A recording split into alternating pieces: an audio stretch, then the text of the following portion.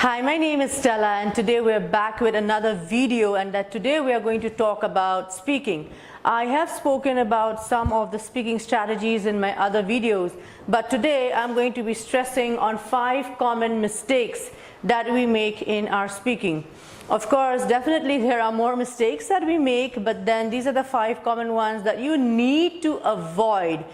No doubt you may be very good in your pronunciation, you may be very good in your fluency. Excellent, good.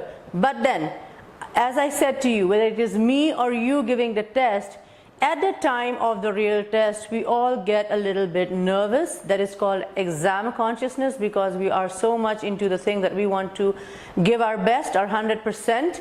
In that duration, sometimes we lose certain strategies or we forget certain points which actually has to be kept in mind.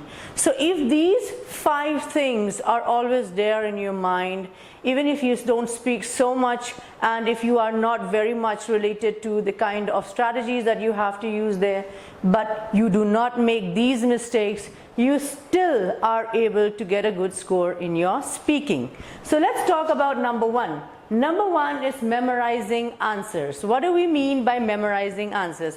What happens is that we have certain books, and also there are so many sites and YouTube channels where they show you how to get a 7-band, an 8-band in your speaking module. They also try to show you how an answer should be answered, or how a question should be answered, or how you should be answering a certain kind of topic.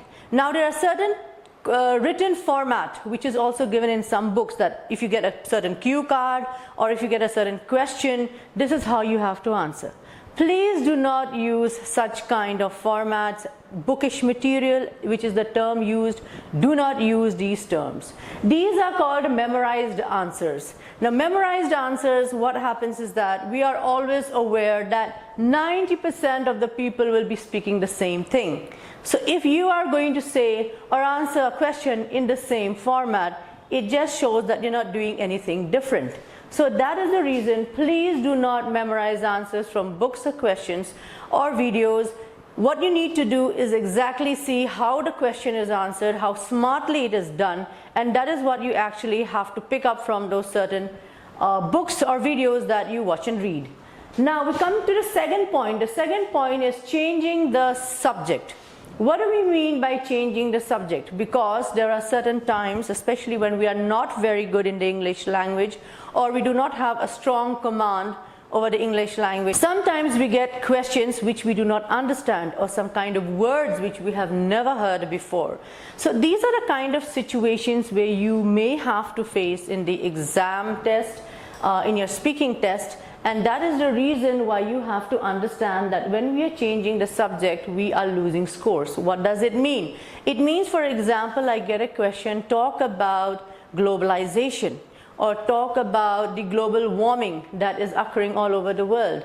Or if you get especially scientific names, or if you get historical names, or you get certain kind of questions, again, which you do not understand a certain word, please do not change the subject. At that particular moment of time, yes, I have said in my other videos, you can always ask the examiner to rephrase the question, and if still you do not understand, then please do not change the subject from globalization to culture. Now, we know globalization is actually an amalgam of cultures. It's in a mixture of cultures. So what happened is that instead of really answering about the causes and effects or advantages and disadvantages of globalization, what we do at that particular time is we start talking about culture, because culture is related to globalization. Globalization is not only about culture, it is a part of it, but there are many attributes related to globalization. So that is what you have to understand. Please do not change the subject. If at all, again, for students who do not have an answer for such a question, then you can always switch to the subject, or you can change the subject, but again, you get low scores on that. Long silences. Now, long silences is that sometimes we take a pause to understand a question or to think of a right answer. Please do not make that pauses very long. You can use those words, well, as for me, well, in these days. Please start saying something, because if you give a long pause, it gives the effect to the examiner that you do not understand the question or you do not have the answer for it. So long pauses creates negative marking for your speaking. Now, if we're talking about flat intonation, we all know that we all love listening to music, most of us do. Now, when we are listening to a certain type of music, and if that music is in one particular rhythm, one particular beat, we find it very boring.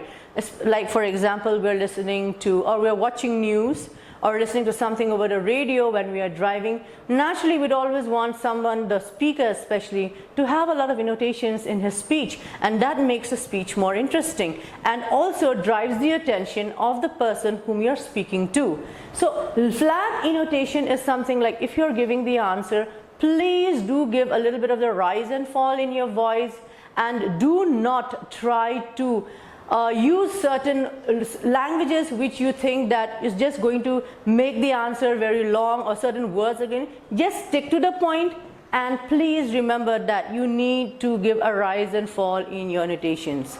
If you want an example, I can give you like this. For example, what do you think, or what are the places that young people like to meet in your city? Oh, well, in my city, since it's developing, it has got many beautiful malls and lots of recreational facilities. So that is the reason why the young people love to actually spend most of the time outside in these places to meet each other. So these are the kind of things which you, high and low, you need to give in your speech. Right. The fourth one is overuse of words, transition signals. Now, what does it mean, overuse of words? Every question you give yes, no, yes, no. Please change that. Definitely, obviously, I think so, as for me, according to my point of view, these are the kind of words which you need to start each and every of your sentence. Yes, of course, one thing you have to keep in mind is that if you're not asked for an opinion, you must never say, in my opinion, or as for me. You're not asked an opinion, you just ask a simple question. But if you are asked for an opinion, please do use those words, in my opinion. Now, another kind of thing we have, which most of the students actually use in their writing, like moreover, furthermore, in addition to, these things looks nice when you're writing it, but not when you're speaking it. Please do not use these words like furthermore. Moreover, however, is fine to a certain extent, maybe once or twice in your speaking. But if you continuously use these words, they sound very vague in your speaking. So please do avoid such words in your speaking test. Now, the last part we're coming is parroting the question. For example, the examiner asks you, do you like sports? And you say, yes, I like sports. I like volleyball and football. Please, I know that this is the right answer, but then avoid it. Yes, I like playing football. If the question is, do you like playing sports? Yes, I love playing football. Yes, I love watching cricket. No, I do not like playing sports. No, I don't like much sports.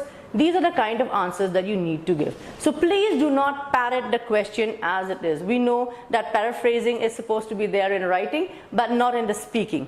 A simple yes and no is enough. You do not have to say the entire question again. For example, I'll give you another example. Do you think that the transportation facilities have developed in your city? Yes, I think that the transportation facilities have developed in my city. You do not need to read or speak the entire sentence. Yes, I think so, because, and give your answer. Right, so I hope that these things are helping you out, and in order to score a 6.5 above, like 7-8 bands, these are the common mistakes that you have to keep in mind that you must not commit in your speaking test. Also, at the same time, you have to keep in mind that you follow these steps in your daily practice. The most common mistake is that students say, I won't do this mistake in the exams. It's okay if I'm committing them here, but here itself you've got to stop committing those mistakes when whoever is taking your speaking, the trainer itself, if he tells or he or she tells you that stop doing this or don't do that, you start practicing it from now, because to tell you very honestly, you're going to do the same thing in the exam test. So that's it for me today. I hope this video has helped you. Tune in for some more videos.